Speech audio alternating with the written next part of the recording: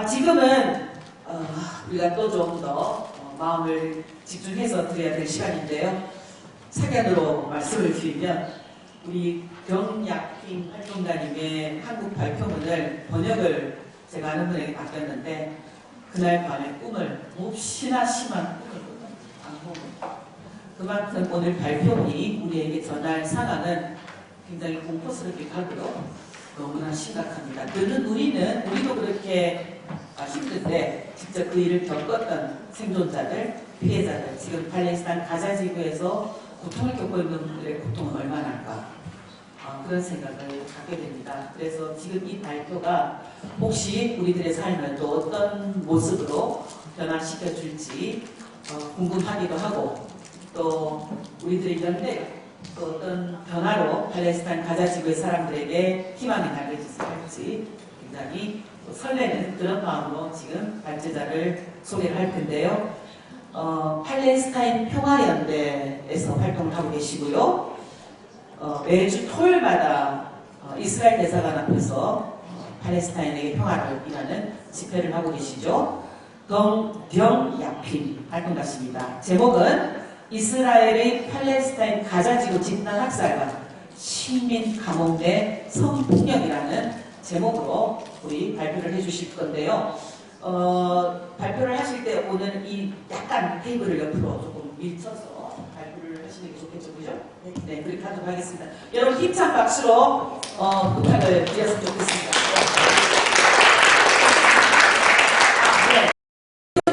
포인트 우리 활동가들 안 되나요? 네.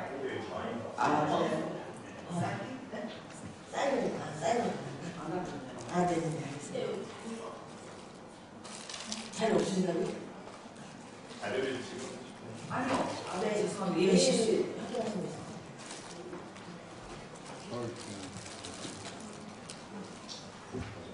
네, 메일도 안녕하세요. 저는 팔레스타인 평화연대 소개받은 병약핀 활동가입니다. 저는 한국인이에요. 별명을 쓰고 있는데요. 여기 또 국제회의다 보니까 중국인이 한국에서 이렇게 활동을 하고 있나 보다 이렇게 오해하실 분들이 계실 것 같아서 먼저 말씀을 드립니다. 저희가 한국에서도 팔레스타인이 마치 우리가 일제 점령기를 겪었듯이 이스라엘의 그런 식민 지배와 군사 점령을 당하고 있다는 걸 한국에 알리는 활동의 하나의 가장 되게 중요한 축이기도 하고 다른 한 축이 현지 활동을 하러 가는 거예요. 그래서 정기적으로 팔레스타인에 방문을 하고 있는데 방금 말했듯이 팔레스타인이 이스라엘의 식민 지배 당하고 있기 때문에 제가 팔레스타인은 그냥 못 들어갑니다. 무조건 이스라엘을 통해야만 들어갈 수 있고요. 이스라엘이 저희 같은 정말 그냥 평범한 활동가들 잡아내서 쫓아내려고 공항에서 엄청 끌고 가서 신문하고 그래요. 그래서 저는 갈 때마다 막 한두 시간씩 신문을 당하는데 그때 제 실명을 검색해서 팔레스타인과 관련된 활동을 하는가 이런 걸 찾아보는데 저만이 아니라 저희 활동가들도 다 이렇게 별명을 쓰면서 실명으로 그 활동 기록이 없도록 하기 위해서 지금 별명을 계속 사용을 하고 있습니다. 저 오늘 2026년 6월 4일은 집단학살 972일차이기도 한데요. 어떤 분들은 휴전이 됐다고 들었는데 왜 집단학살 날짜수를 계속 세고 있을까 이렇게 생각하실 수도 있을 것 같아요. 근데 사실은 작년 10월 10일에 이스라엘이 팔레스타인의 우리로 따지는 독립운동 세력인 하마스와 휴전 협정을 체결을 했지만 실제로는 휴전을 전혀 지키지 않고 있습니다. 아마 지금 이란이나 레바논 상대로 이스라엘이 하고 있는 게 지금 한국 언론에 좀 보도가 되고 있는데 레바논을 상대로도 2024년에 12월에 휴전을 체결한 뒤로 11월에 체결한 뒤로 휴전을 15,000회 이상 위반했었어요. 이거는 유엔이 기록한 횟수인 거고요. 그리고 이란을 상대로도 지금 이란과 미국이 계속해서 협상을 하고 있잖아요. 그 협상단을 죽여야 된다 하고 계속 미국에 요구를 하고 있습니다. 이런 게 다 지금 뉴스로 나오고 있는 것들이고요. 심지어 친이스라엘 서구 언론들이 엄청 다 친이스라엘 언론들인데도 그런데도 이스라엘을 아무리 비호해 주려고 해도 그런 뉴스들을 보도하지 않을 수 없는 지경에 다다랐습니다. 오늘 팔레스타인 인권센터에 상을 주신 게 진짜 너무너무 감사하고 기쁜데요. 김복동 선생님은 이미 이미 2015년에도 오늘이 처음이 아니라 그 두 번째 슬라이드. 네. 아니요. 김복동 선생님. 아니, 앞에 멈추고 가세요. 네, 네, 김복동 선생님은 2015년에도 미국에서 팔레스타인 혁명가 라스미아 오데를 만나서 기금을 전달하시고 같이 연대 의사를 이렇게 확고하게 보여주신 바가 있습니다.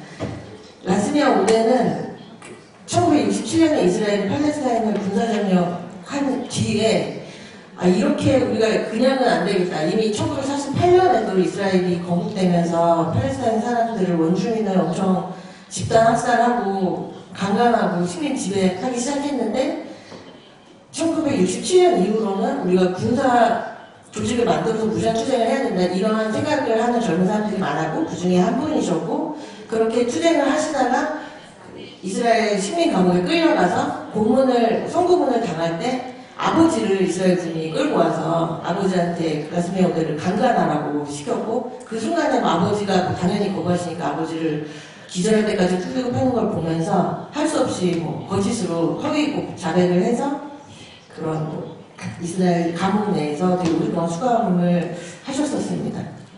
이때 그 라스미아 오데님과의 김복동 선생님과의 만남이 저희 단체에도 굉장히 중요한 사건으로 저희도 생각을 해왔습니다. 그리고 오늘 수상식에 라지수라니 선생님이 2시간 동안 이게 접속을 하려고 제네바에서 계속 시도를 하셨는데 못하셨대요. 그래서 너무 안타깝고 좀 죄송한 마음을 다시 전달드리고요. 이 팔레스타인 인권센터는 사실은 그 성폭력 피해자들만 지원하는 조직은 아닙니다. 가자지구에서 정말 그 식민 지배에 맞서는 엄청 많은 투쟁들을 함께 하고 계신데 그 중에 중요한 하나가 한국의 공기업 한국석유공사가 가자지구 앞바다에서 거기 천연가스 자원을 수탈하는 사업을 라이선스를 이스라엘한테 받았어요. 그러니까 이거 그냥 우리는 너무 직관적으로 알 수 있죠. 이게 얼마나 불법인지. 일제가 조선 땅에서도 석탄을 엄청나게 채굴해 갔지 않습니까? 수탈해 갔지 않습니까? 그런 똑같은 거를 한국 기업이 하겠다고 해서 그 기업에 문제 제기를 한 가자지구의 세계 인권단체 중에 한 개이기도 합니다.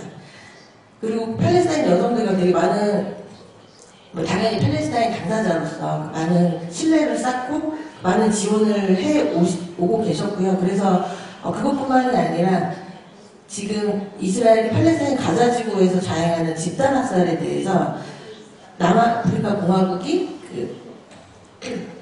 국제사법재판소에 집단학살로 이스라엘을 제소했거든요. 그 제소한 그 재판에서도 그 라지 수라니님을 비롯해서 다른 가자지구 변호사들이 굉장히 열심히 같이 함께 중요한 역할을 같이 해주고 계십니다. 거기에 당연히 이런 성폭력 피해에 대한 증언과 기록들도 당연히 그 전쟁범죄 자료들로 증거들로 제출이 되고 있습니다. 그래서 팔레스타인이라고 원래 우리가 부르는 땅은 원래는 이렇게 생겼어요. 근데 1948년에 이스라엘이 들어서면서 이 땅을 뺏기 시작한 건데요. 1949년에 이스라엘 초대 총리 벤구리온이 자기 일기장에 이렇게 기록을 해놨습니다. 그들은 그녀를 씻기고 머리카락을 자르고 강간한 후 죽였다. 이게 나이가 많아봤자 아마 15살 정도 됐을 베두인 소녀를 이스라엘 군인들이 붙잡아서 집단 강간을 하겠다고 어떻게 처리할지 민주적으로 얘기를 해봤더니 다들 우리는 강간하고 싶다고 소리를 질러서 거기에 따라서 강간을 3일 동안 하려고 계획을 순서표를 다 짰다가 이 소녀가 저항하니까 다음날 그냥 직결 처형해버린 그런 사건, 그런 일이 이게 그냥 공식적으로 기록이 돼 있는 거고요. 기록이 제대로 되지 않는 사건들이 당연히 압도적으로 훨씬 많겠죠. 그래서 이 집단학살로 시작한 이스라엘의 건국 1948년의 사건을 팔레스타인에서 나크바라고 부릅니다.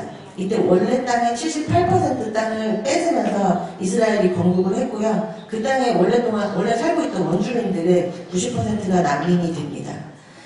그래서 당시에 100건이 넘는 학살 현장이 있었는데 그 현장 중에 유명한 게 아니라 크게 저희가 여전히 지금까지도 큰 학살 중에 하나로 기억하는 게 탄투라 학살입니다. 이 탄투라 학살을 가했던 그 가해자 군인이었던 자들이 나중에 할아버지가 돼서 막 웃으면서 아 여기 부자 마을이었어. 유럽 사람들처럼 살았어. 여자들이 옷을 잘 차려입었어. 군인 하나가 16살 소녀를 강간해서 이런 얘기를 막 웃으면서 인터뷰한 그 다큐가 있습니다. 그리고 당시 또 유명한 미국 사회까지 들끓었던 유명한 학살이 데이르 야신 학살인데요. 이때 너무 240명의 민간인을 그냥 직결 처형한 이 사건이 너무 충격적이어서 미국에서도 아인슈타인이나 한나 아렌트 같은 유대인 지성들이 이걸 자행한 그 이스라엘의 당시의 자유당, 지금 현 집권 정부의 전신인데 이 당이 나치 파시스트 정당이라고 이들을 미국에서 절대 환영해서는 안 된다, 지지해서는 안 된다 이런 성명문을 내기도 했었습니다. 그래서 원래 팔레스타인 땅이 48년에 뺏기고 그 뒤에 또 67년에 또 군사점령을 당해서 지금은 뭐 이런 식으로 팔레스타인 사람들이 어떤 통치력이 미치는 범위는 지금 현재 엄청나게 줄어들었고요. 우리가 팔레스타인 사람들이라고 말하면은 인구가 한 1,500만 명 정도 됩니다. 근데 이 사람들은 팔레스타인에만 사는 게 아니고 절반은 해외에 살고 있습니다. 왜냐면 난민이 돼서 쫓겨난 뒤로 이스라엘이 절대 기하할 권리를 인정하지 않고 있기 때문입니다. 그래서 지금까지 말씀드린 걸 정리한 지도인데요. 가자 지구는 이렇게 지중해에 면해 있고요. 우리가 지금 오늘 팔레스타인이라고 부르면 22% 원래 땅이 22%밖에 안 되는 가자 지구와 서한 지구 그리고 동예루살렘을 뜻합니다. 참고로 이 하얀 지도가 이제 우리가 오늘날 이스라엘이라고 부르는 원래 팔레스타인 땅의 78%를 차지하는 땅인데요. 여기를 48년도에 이스라엘 건국으로 뺏겼기 때문에 이 땅을 부를 때 팔레스타인 분들은 이 땅을 48년 팔레스타인이라고 부르고 계십니다.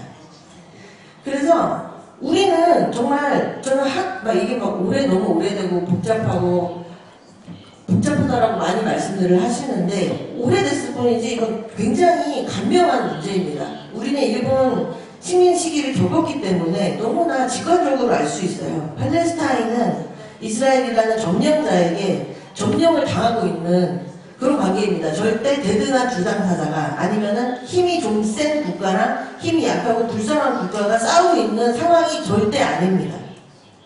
우리가 조선과 일본이 분쟁을 겪었다, 전쟁이 있었다, 대등하게 평화 협상을 진행했다, 아무도 이런 식으로 기록하거나 규정하지 않지 않습니까? 팔레스타인도 마찬가지입니다.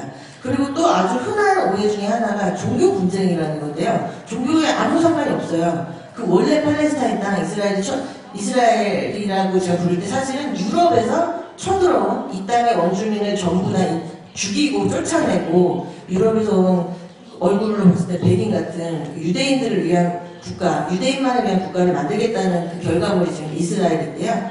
그거랑 상관없이 원래 팔레스타인 땅에도 당연히 유대인들이 살고 있었어요. 여러 가지 종교가 있고 여러 인종들이 서로 개종하면서 서로 통혼하면서 이렇게 계속 살아온 건 거죠. 그 원주민 전체를 이스라엘이라는 나라가 건국하면서 유럽에서 온 식민자들이 집단 학살하고 강제 추방을 했던 거고요.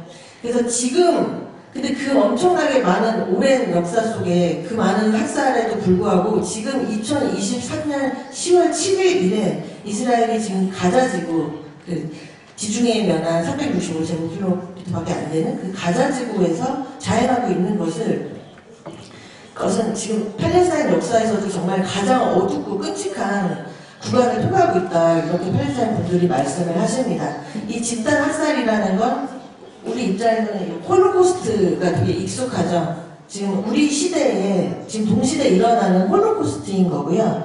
전쟁과는 다릅니다. 그리고 인종청소랑도 다릅니다. 인종청소는 일단 그 세르비아 가해자들이 보스니아 집단학살 때 이 집단학살이라는 거를 축소하기 위해서 만든 용어래요. 그리고 무엇보다도 인종청소는 전쟁범죄가 아닙니다. 그래서 이거를 전쟁이다, 인종청소다 이렇게 부름으로써 이스라엘이 집단학살이라는 인류가 정한 가장 중대한 범죄에 대해서 책임을 묻지 않기 위해서 근데 너무 끔찍한 일을 하긴 하니까 이거를 부를 때 전쟁이나 인종청소라고 부르는 사람들이 있거든요. 근데 그런 용어 사용 자체가 이스라엘을 비호하는 방식이라는 거를 하나 말씀드립니다. 그래서 가자지구가 저랬던 가자지구가 몇 달 안 돼서 저렇게 파괴가 됐었고요. 지금은 뭐 거의 90% 이상이 정말 너무너무 말도 안 되게 파괴가 됐습니다. 제가 하마스에 대해서 좀 말씀을 드리고 싶은데요. 하마스는 팔레스타인, 우리로 치면 독립운동 세력 중에 하나입니다. 그래서 팔레스타인에는 당연히 독립운동 세력이 엄청 다양하게 많이 있고요. 우리 조상들이, 우리 선조들이 그렇게 싸우셨듯이. 그리고 각 독립운동 세력이 거의 뭐 한두 개 그룹 빼고는 전부 산하에 무장투쟁 그룹이 있습니다.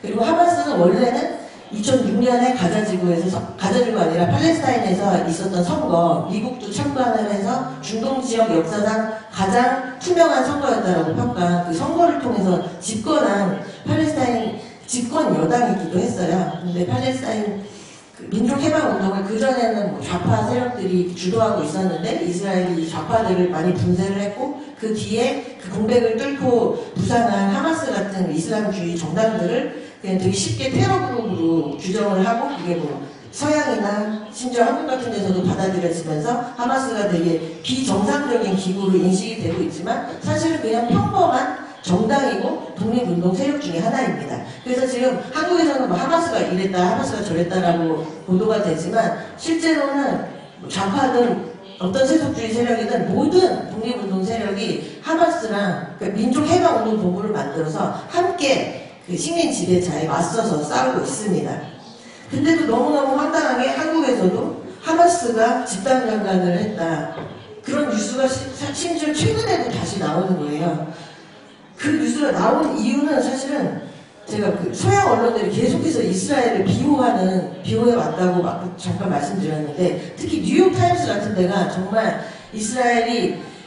이스라엘을 위해서 이스라엘을 하지 않는 얘기까지 직접 날조를 해서 지금 미국 사회에서도 엄청 언론계에서 엄청 스캔들이 되고 계속 문제제기를 받을 정도의 그 뉴욕타임스조차도 이스라엘이 팔레스타인 남녀노소를 너무나 광범위하게 강간하고 있다는 걸, 성폭행하고 있다는 걸 보도하지 않을 지경에 이르렀어요. 그래서 최근에 뉴욕타임즈에서 지난 5월달에 그 보도가 있었고 그 보도가 나올 거라는 걸 미리 이스라엘이 알았기 때문에 그거를 막으려다가 못 막으니까 다시 한번 자기네가 날조했던 하마스가 집단 강간을 했다는 가짜 뉴스들을 이미 이스라엘 언론들에조차 그리고 많은 다른 언론, 팔레스타인 사람들에 의해서 이게 다 거짓말이고 날조라는 게 이미 입증된 집단학살 초기에 입증된 것들을 다시 마치 새로운 뉴스인 것 마냥 표현했습니다.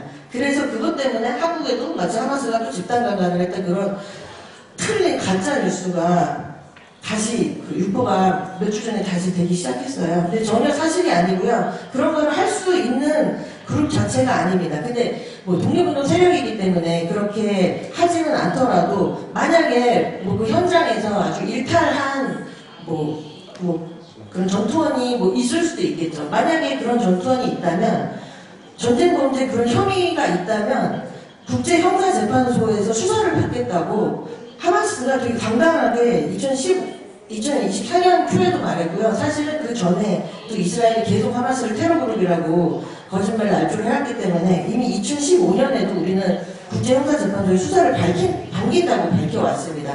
이 국제형사재판소만이 아니라 국제기구의 독립적인 수사를 특히 강간과 성폭행에 대해서 독립적인 수사를 거부하는 것은 오직 이스라엘 뿐입니다. 이스라엘은 유엔에서 독립기구가 하마스가 자행한 집단 강간을 요청했을 때 입국을 막았어요. 못 들어오게 했을 정도가 아니고요. 자기 나라 국가 그 의사들한테 온라인으로라도 거기 그 조사에 응하지 말라고 명령을 했습니다. 그러니까 아무 증거도 없고요. 어떤 거에 대해서도 말하지 못하게 이스라엘이 국가 차원에서 정부 차원에서 막고 있습니다. 그냥 여태까지도 어떤 증거도 없어요. 근데도 계속해서 그냥 거짓말로 강간했다고 날조를 하고 심지어 그냥 개별 강간이 아니라 그 전략적으로 군사작전 자체가 여성들을 집단 강간하는 거를 사전에 계획을 해서 강간을 했다고 그냥 정말 믿을 수 없는 끔찍한 가짜 뉴스를 계속해서 유포를 하고 있습니다.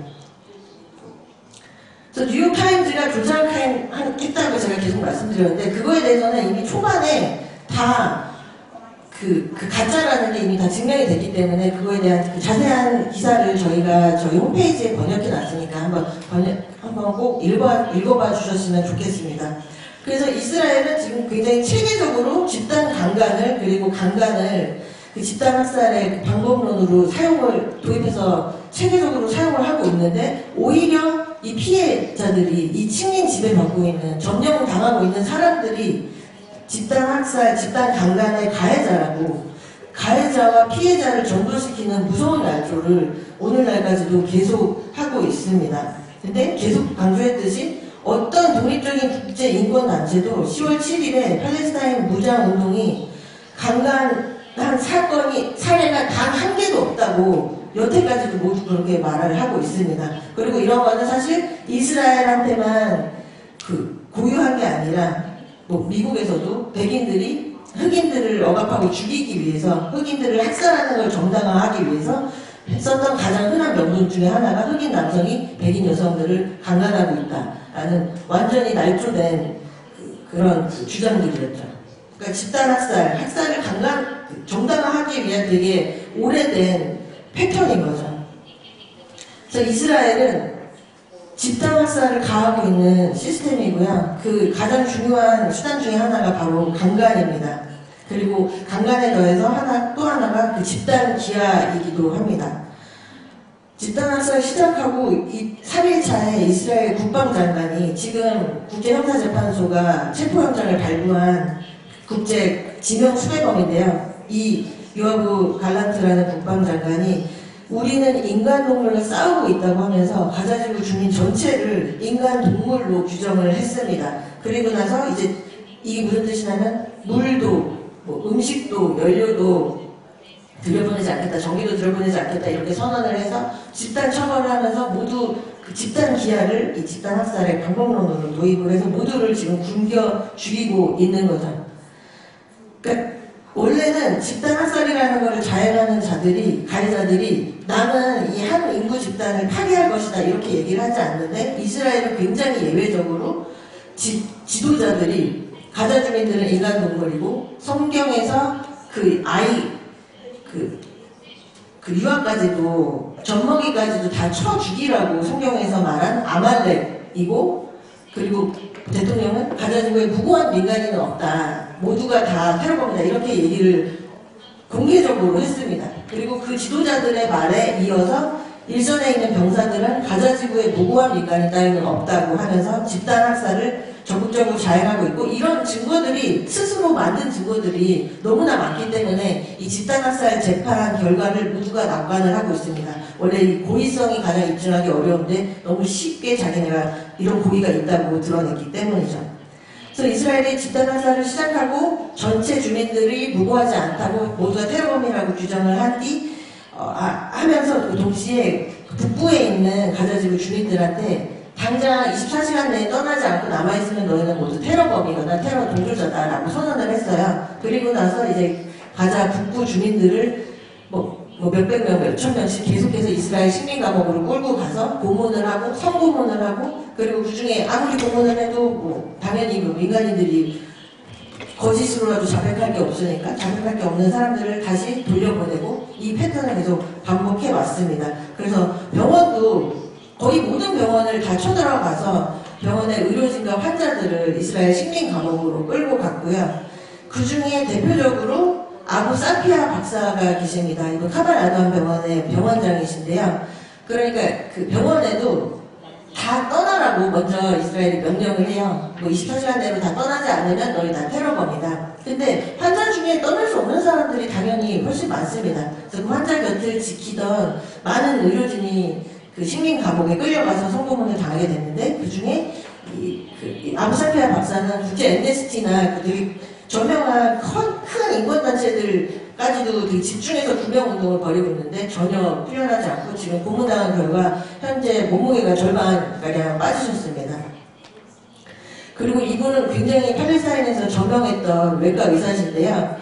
이분 역시도 환자를 어느 날 17명의 정말 심각한 부상자들을 다 살려낸 적이 있으세요. 다 살려내고 치러 갔더니 이 환자들이 계신 병동을 이스라엘이 폭격해서 17명, 방금 내가 살렸는데 전부 다 죽인 적이 있었는데, 그런 일을 겪으면서도 끝까지 환자들을 지키시다가 이스라엘 식민감옥으로 끌려가서 고문당해서 살해를 당하셨는데, 처음에는 그냥 고문 살해 당하신 줄 알았더니 나중에 나온 같이 갇혔던 팔레스타인 분이 풀려나고 나서 하신 말씀이, 이분이 강간당해서 그래서 결국 살해당했다고 이렇게 말씀을 하셨습니다. 그래서 지금 이스라엘 시민 감옥 내에서 자행되는 그 강간 상황은, 강간과 성고문은 정말 그 또 하나의 집단학살이다라고 부를 수밖에 없고요. 여기에 대해서 이제 보고서가 나와서 저희가 6월 중으로는 나올 수 있게 지금 번역을 하고 있습니다. 그래서 여기에 들어간 팔레스타인 여성분의 그 증언이 정말 너무너무 무섭고 끔찍해서 제가 오늘 읽지는 않을 텐데요. 여기 자료집에 실려 있으니까 한 번씩 봐주시고요. 이런 끔찍한, 이 끔찍한 그 증언이 정말 너무 끔찍해서 이 보고서에도 실리고, 유엔 팔레스타인 특별보고관도 자신이 낸 독립적인 그 이스라엘의 강간, 특히 성고문에 집중된 식민 감옥 상황에 대한 보고서에서도 이 사례를 굉장히 중요하게 얘기를 하면서 그 기자회견 때도 이 사례를 그대로, 이 증언을 그대로 읊은 바가 있습니다. 그렇게 되게 중요한 이런 증언을 오늘 김복동상을 수상하신 팔레스타인 인권센터에서 수집을 하신 거예요. 근데 이 감옥에서, 그리고 사실 그 팔레스타인 가자지구 현장에서도 엄청나게 많은 성폭행이 자행되고 있을 텐데, 이 성폭행이 실제로 그냥 고문을 증언한 거에 비해서는 성고문, 성폭행은 그 증언 사례가 되게 적습니다. 그 적은 이유로 오늘 수상하신 팔레스타인 인권센터에서는 그 이유가 생존자들이 수치심과 사회적 낙인과 트라우마의 지속적인 영향 때문에 자신의 경험을 공유하는 걸 주저할 수 있다고, 그리고 또 이스라엘 점령군으로부터 보복을 당할 위험 때문에 생존자들이 자신의 경험을 완전히 밝히지 못할 가능성이 있다라고 작년에 밝히셨는데요. 그런데 계속 되게 오랫동안 꾸준히 노력을 하시고 신뢰를 쌓으신 덕에 팔레스타인 여성들도 자신의 성폭행에 대해서 드디어 고발하고 공개적으로 증언할 수 있는 그런 시작이 지금 된 거고, 여기 인권센터에 상을 주심으로써 앞으로 더더욱 더 많은 팔레스타인, 특히 여성 피해자들이, 여성 생존자들이 자신의 얘기를 할 수 있게 그런 그 물꼬를 틔워주신 거라고 생각해서 오늘의 상이 더더욱 감사하고 정말 감격스럽습니다. 그래서 방금 그 피해자들이 보복당할 위험 때문에 자신의 경험을 완전히 얘기하기도 어렵다는 말씀을 드렸는데요. 사실 이스라엘 사회는 되게 그냥 예외적으로 누군가가 일탈적인 동사들이 강간을 하고 있는 게 아니라 사회 전체에서 우리 군인들에게 팔레스타인, 자기네가 테러범이라고 부르는 팔레스타인인들을 강간을 할 권리가 있는가를 공개적으로 토론을 합니다. 그리고 토론을 하는 정도가 아니고, 지금 이 사진은 그 식민 감옥에서 여기 다 민간인들을 가두고 이 민간인들을 강간을 뭐 계속해서 하고 있는데, 그 중에 군인 9명이 팔레스타인 남성 민간인 1명을 강간하는 게 CCTV로 찍혔어요. 그리고 이 CCTV가 유출이 됐습니다. 그리고 이 강간당한 피해자는 직장 파열 등 끔찍한 게 몸이 훼손이 되신 거를 이스라엘 병원에서까지 진단서가 나온 거예요. 너무 피해가 심각해서. 그래서 그런 상황에서 너무나 명백한 증거들이 있는 이 분을 일단 이스라엘은 이 문제가 된 뒤로 그냥 가자지구로 보내버립니다. 재판이 시작되기 전에. 그리고 이 사실이 이스라엘 사회에 알려지니까 이스라엘에서는 우리 군인들한테 강간권이 있다. 그리고 이런 증거가 있어도 우리 군인을 처벌해서는 안 된다가 여론조사 결과 3분의 2가 그렇게 얘기를 했고요. 이 감옥에 이제 그 9명 중에 5명이 기소가 됐어요. 이 5명의 군인을 지키겠다고 이스라엘 민간인들이 이 감옥에 쳐들어갑니다. 그래서 쳐들어가서 그 중에 이들이랑 동조하는 이스라엘 군인들이랑 같이 그 이스라엘 교도 당국이랑 대치를 해요. 그래서 여기에 갔던 어떤 기자는 이스라엘 내에서 내전에 유사한 분위기를 처음 봤다라고 얘기할 정도로 엄청난 그런 그 긴장이 있었습니다. 그러니까 이 강간을 자행한 5명의 기소된 군인들을 지키겠다는 민간인들이, 그렇게 적극적인 민간인들이 많았다는 거고요. 근데 재판을 한 결과로는요, 5명이 무죄가 됐습니다. 사실은 강간으로 기소된 것도 아니고 상해 혐의로 기소가 됐지만 이들은 재판 과정에서 자기네도 부끄러운 건 아는 거지 도대체 복면을 쓰고 나와서 재판을 하고 기자회견을 하고 그랬는데 어떻게 우리 사회가 우리한테 고마운 줄 모르고 감히 우리를 기소를 할 수가 있느냐 너무 실망이다. 하지만 우리는 정의를 위해 끝까지 싸우겠다. 이렇게 주장을 했고 그 말대로 자신들의 정의를 쟁취했습니다. 이스라엘 사회 내에서는 팔레스타인 민간인을 강간하는 게 정의인 거죠. 그래서 이들은 모두 무죄 방면됐을 뿐 아니라 국방부 장관이 공식적으로 사과도 했고요. 지금 다시 현장으로 복귀했습니다. 이제 하던 대로 계속해서 강간을, 성고문을 계속 할 수 있는 건 거죠. 그래서 지금 집단학살이 자행되고 있는 곳이 팔레스타인만이 아니지만 이 가자지구의 집단학살은 그리고 역사적인 다른 집단학살들과도 전혀 다른 성격을 띠고 있습니다. 가장 중요한 것 중에 하나가 가장 민주적인 집단학살이라는 거예요. 전국민적인 지지를 받고 있다는 겁니다. 이거는 이 표현은 홀로코스트 생존 부모를 둔 한 유대인 박사가 직접 하신 표현입니다.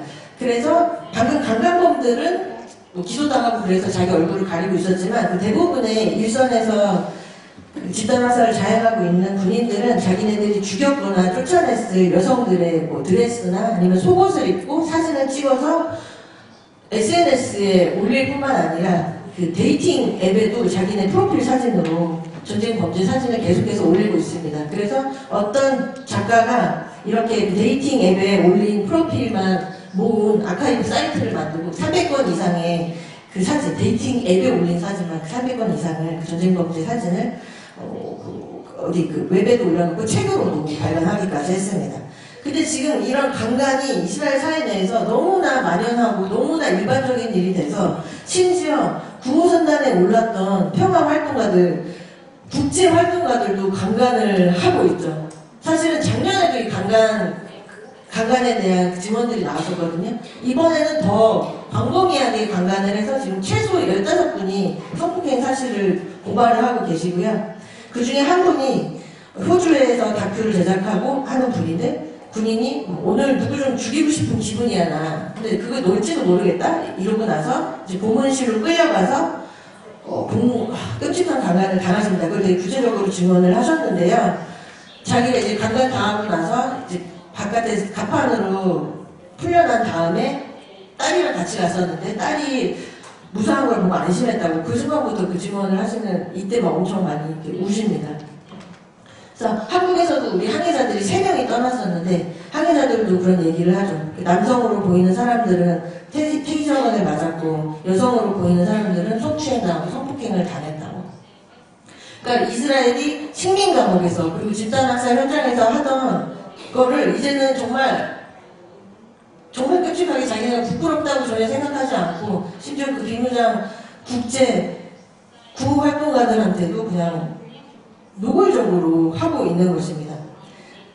그래서 10월 7일에 아라크사 홍수작전이라고 팔레스타인의 하마스를 비롯한 그 모든 독립운동 세력이 함께한 이 운동은 팔레스타인 민중의 총애를 모은 거라는 민족해방운동이라는 걸 다시 한번 강조드리고 싶습니다. 아까 이거를 빌미로 이스라엘은 집단학살을 더 본격화를 한 거거든요. 10월 7일부터. 그러면서 이거를 정당화하기 위해서 모든 사람이 민간인이 아니고 다 테러범이라고 규정을 한 거고 그걸로 집단학살을 정당하기 부족하니까 팔레스타인 저항운동이 이스라엘인들을 강간했다, 집단 강간했다는 가짜 날조를 계속해서 해온 거고요. 근데 그게 아니라는 점을 다시 한번 강조드리고 싶고요.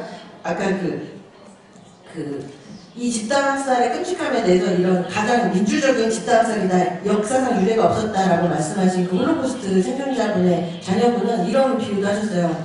이 독일이 나치가 자행했던 홀로코스트도 이 정도가 아니었다고, 지금 이거 너무 세디스틱하다고 이런 얘기를 하십니다. 그러면서 하마스랑 나치를 비유하는 이스라엘의 비유가 완전 전혀 틀렸다고 말씀을 하십니다. 지금 오늘날 나치 독일의 비유를 하자면 이스라엘이 나치 독일인 건 거죠.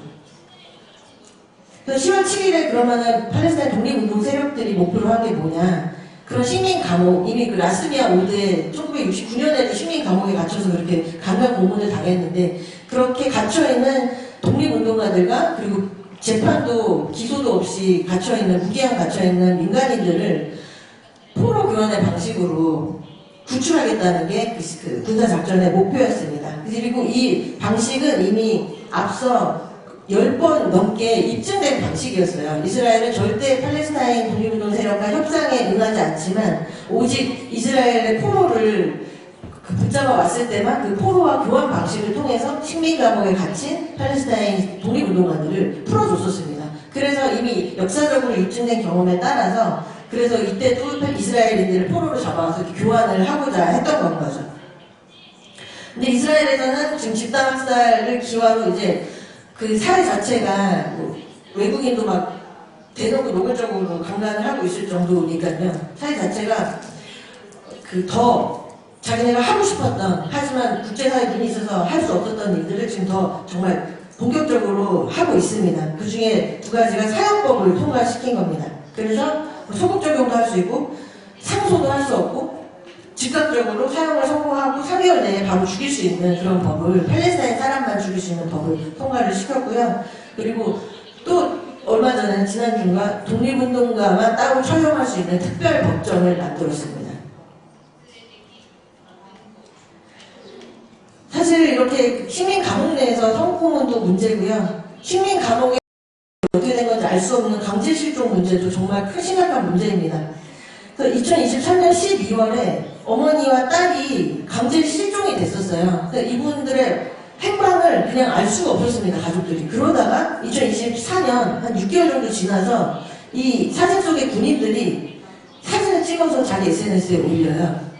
이 사진을 보고 가족들이 우리 엄마가, 우리 딸이 지금 붙잡혀 갔구나 라는 걸 알게 되십니다. 근데 팔레스타인 분들이 아무리 이걸 행방을 알아내려고 해도 국제적십자사도 도와주지 않고 아무도 도와주지 않습니다. 그래서 도대체 어떻게 됐을까? 다른 사람들처럼 이스라엘 감옥에 끌려간 걸까? 그냥 이렇게 죽은 걸까? 알 수가 없는 상태에서 1년 뒤에 어떻게 서양 그 외신이 관심을 갖고 이 문제를 취재를 해줬어요. 1년 뒤에 취재를 했더니 이스라엘 점령군이 답장을 해줍니다. 서양 언론이니까. 아, 얘네들 그때 탱크에 태워서 이렇게 했던 건 맞는데 바로 풀어줬어. 2024년 5월에 바로 풀어줬대요. 지금까지 실종 상태인데. 도대체 어떻게 되겠습니까? 이런 사례들이 정말 셀 수 없이 많습니다. 시간이 다 돼가지고 마지막으로 팔레스타인이 휴전 상황이라고는 하지만 실제로는 21세기 식민지로 만들고 있어요. 근데 트럼프가 그 평화위원회라는 걸 만들어서 뭐 이 빨간 부분은 하마스와 독립운동 세력한테 너네한테 다시 10월 10일부터 통치력을 회복해 줄 테니까 그 안에 있는 이스라엘 포로들을 전부 풀어줘라. 그리고 그 포로 중에 이스라엘이 계속 폭격을 해서 이스라엘이 죽인 포로들도 굉장히 많거든요. 그 포로들의 시신도 전부 돌려줘라. 그렇게 하면은 이 빨간 부분만이 아니라 그 녹색 부분에서도 이스라엘 점령군이 철수하게 해주겠다. 이렇게 휴전협정을 시작을 했습니다. 그런데 지금은 이스라엘이랑 미국이 같이 이란을 침공하고 나서는 이 황당했던 얘기조차도 정말 말도 안 되는 얘기로 바뀌고 있어요. 일단 이스라엘은 원래 자기가 그 휴전협정 기간 동안 1단계에서 50% 이상을 자기네가 있겠지만 그 뒤로는 단계적으로 철수하겠다고 약속을 했었지만 지금 오히려 원래 그것도 노란선보다 더 안쪽에 오렌지선이라는 걸 자기네가 마음대로 긋고 지금 가자 지구의 70%를 차지했고 앞으로 영구주둔하겠다고 선언을 했습니다. 그래서 네타냐후가 얼마 전에 우리 지금 가자 지구 70%를 차지했어 라고 발표했더니 사람들이 환호하는데 그 중에 한 명이 100%를 해야지 왜 70%야 라고 항의하니까 70%부터 시작하자 이렇게 얘기를 합니다. 그러니까 이스라엘은 가자 지구 전체를 지금 완전히 식민화하겠다는 계획을 지금 노골적으로 밝히고 있고요. 미국은 원래 자기네 계획이 그게 아니었는데도 불구하고 이스라엘이 이렇게 하겠다니까 어쩌면 가자 지구가 반토막이 날 수도 있겠다. 한 30% 정도만 원래 약속했던 거랑 다르지만 30%만 정도만 줄 수도 있겠다. 팔레스타인 사람들한테 이런 얘기를 지금 하고 있고 심지어는 그것조차도 안 될 수도 있는 정말 믿을 수가 없는 상황입니다. 이스라엘이 휴전협정을 위반해서 지금 1000명 가까이 살해했고 원래는 구호품을 주기적으로 매일 600트럭씩 넣기로 했거든요. 구호 트럭을. 그게 최소한의 양이에요. 근데 600은커녕 150대도 안 들여보내고 있습니다. 그래서 팔레스타인에서 그 1967년에 또 다른 무장 투쟁을 하셨던 독립운동가 레일라 칼레드 선생님이 왜 우리가 뭐 비행기를 당시에 납치해서 전 세계 뉴스에 오르고 그랬었는데 왜 우리가 무장 투쟁을 할 수 없는가에 대해서 이렇게 말씀하신 적이 있습니다. 우리가 항공기를 탈취했을 때 전 세계가 우리가 누군지 궁금해했다. 하지만 우리가 이스라엘 감옥에서 고문받을 때 누가 우리의 비명을 들었는가. 그래서 이 비명을 사실은 지금 60년 가까이, 그리고 사실은 70년 넘게 80년 가까이 팔레스타인에서 비명을 지르고 계십니다. 지금도 매일매일 지르고 계십니다. 지금도 매일매일 이스라엘이 팔레스타인 사람들을 나치해가고 있습니다. 죽이고 있습니다. 식민 감옥에서 또 다른 집단 학살 현장으로 만들어서 지금 100명 이상 죽이고 계속해서 폭행, 강간, 성고문을 하고 있습니다. 그래서 이 문제에 지금 우리 시대의 집단 학살에, 우리 시대의 성폭행의 성고문에 지금 우리가 관심을 갖고 우리 한국 정부를 압박을 해서 이 문제를 이스라엘이 당장 멈추도록 우리가 함께 힘을 모아야 합니다. 그래서 팔레스타인에서는 가자지구 페미니스트들이 가자 없는 페미니스트 투쟁은 없다고, 가자 없는 미래는 없다고 이렇게 말씀을 하시고 저희에게 계속 호소하고 요청을 하십니다. 함께 싸워달라고 하십니다. 그래서 앞으로도 저희랑 함께 계속 싸워주시길, 오늘 이 자리를 너무너무 감사하고 이 자리를 비롯해서 앞으로도 계속 싸워주시리라는 그 생각을 제가 오늘 다른 발표를 들으면서도 계속 그 생각을 계속해서 했고요. 저희가 지금 팔레스타인과 연대하는 한국 시민사회 긴급행동이라는 연대체를 구성을 해서 경주 토요일에 집회를 하고 매일 이스라엘 대사관 앞에서 항의하는 1인 시위도 하고 있으니, 그리고 여기에 지금 김복동의 희망뿐 아니라 그 시드니 평화상 연대도 같이, 소녀상 연대도 같이 해주고 계시거든요. 그래서 어디나 가입해 주실 수 있으시니까 공동 주최 단체로 가입해 주시기를 마지막으로 호소드립니다. 고맙습니다.